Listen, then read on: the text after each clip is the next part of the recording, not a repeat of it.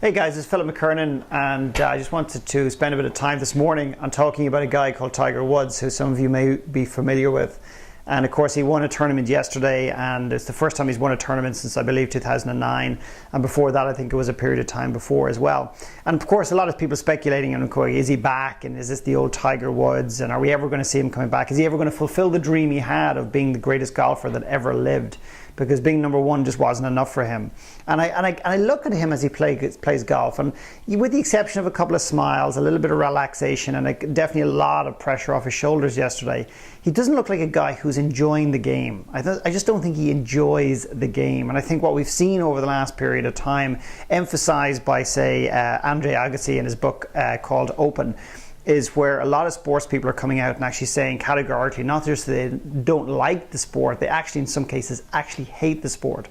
So I'm not saying Tiger hates the sport, but he certainly doesn't look like he really enjoys it. I think he's got away from, or maybe never had an opportunity or choice to step into golf in a way that really serves him. In other words, I was working with recently an Olympic team.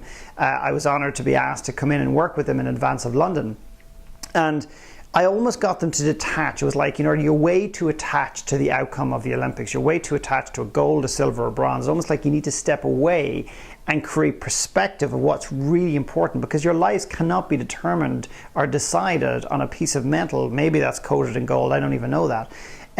It's almost like you need to detach from this thing before you step back in. And I wonder, did Tiger ever actually choose golf? Because he was pushed into it. Maybe that's a bit unfair by his dad, but he was put into golf, and I'm not sure he's ever had an opportunity to truly choose this as his career, choose this as his profession.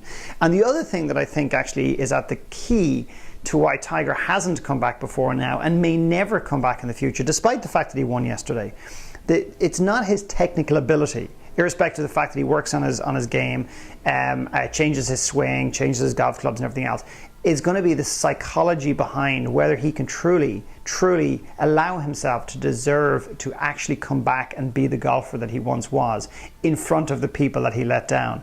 In other words, what I say often holds us back is, number one is we cannot do something, which is an intellectual perspective. The other one is, I don't think I deserve it.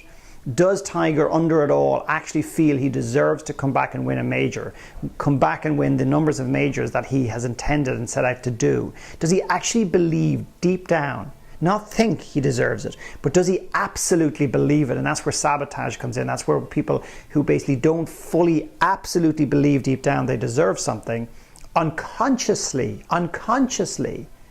will basically put things in the way, roadblocks in the way, to actually prevent them attaining the very thing they say they want intellectually.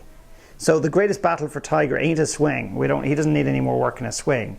It's basically to get out of here and into here and truly reconcile whether he believes he deserves to come back and to finish the legacy that he set out to do. And the final piece is that really the legacy he ever wanted in the first place? I don't know. So Tiger, if you're listening in, I'd love a comment. And if anybody gets any value of any of my videos, just send them on. Some of them are going to hit you, some of them are not going to hit you, some of them are going to piss you off, but so be it. Thank you.